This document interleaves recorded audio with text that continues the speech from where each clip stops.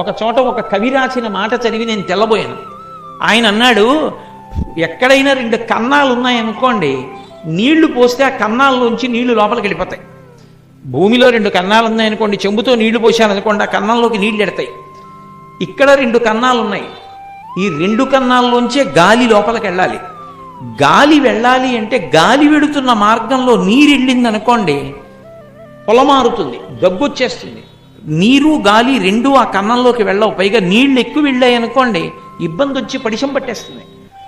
భగవంతుడు ఇక్కడ 2 కన్నాలు పెట్టి ఊపిరి తీసుకోమని వదిలేయలేదు. అరే పాపం వీడిని ఇలా వదిలేస్తే రోజు తలస్నానం చెయ్యాలన్నాను పురుషుడు, వాడు తలస్నానం చేసినప్పుడు ఆ నీళ్ళన్నీ కన్నాల్లోకి పోతే వాడు ఇబ్బంది పడిపోడు.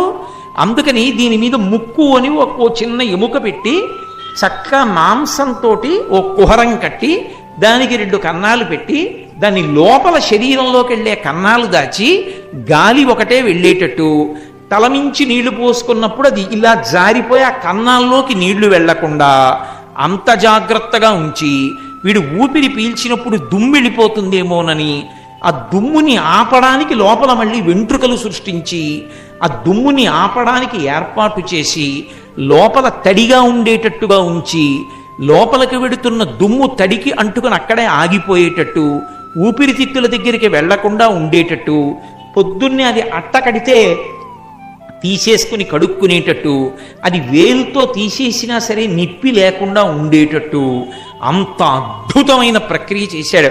పోనీ అదేదో అసహ్యంగా పెట్టాడా?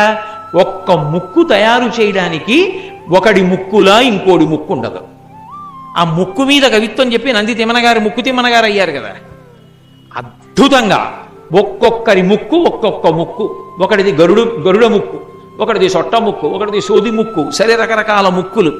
కాబట్టి ఈశ్వరుడు యొక్క నిర్మాణ ప్రక్రియలో కేవలం నిర్మించడం కాదు, దయ ఉంటుంది. అరే వీడు జాగ్రత్తగా ఉండాలని అంత దయతో ముక్కు ఏర్పాటు చేశాడు. ఏవి అత్యంత అవసరములో వాటిని 2 పెట్టాడు. గభాలను ఒకటి పాడైన 2వ దాంతో వీడు బతుకుతాడని. కన్నులు చాలా అవసరం, 2 ఇచ్చాడు. ఏ కారణానికైనా ఓ కంటికి ఇబ్బంది వస్తే 2వ కంటితో చూస్తూ బ్రతుకుతాడు. అప్పుడు 2వ కన్ను పుంజుకుంటుంది. ఈలోగా ఎన్నో విషయాలు లోకంలో విని మారాలి, వినాలి. కాబట్టి 2 చెవులు ఇచ్చాడు. ఏది అక్కర్లేదో, ఏది అతిగా ఉపయోగించకూడదో అదొక్కటే ఇచ్చాడు. నోరు, ఒక్క నోరు ఉంటేనే అక్కర్లేనివన్నీ తినేసి అక్కర్లేనివన్నీ మాట్లాడి ఇన్ని గొడవలు చేస్తున్నాడు. 2 నోళ్ళు ఎందుకని ఒక్క నోరే పెట్టాడు.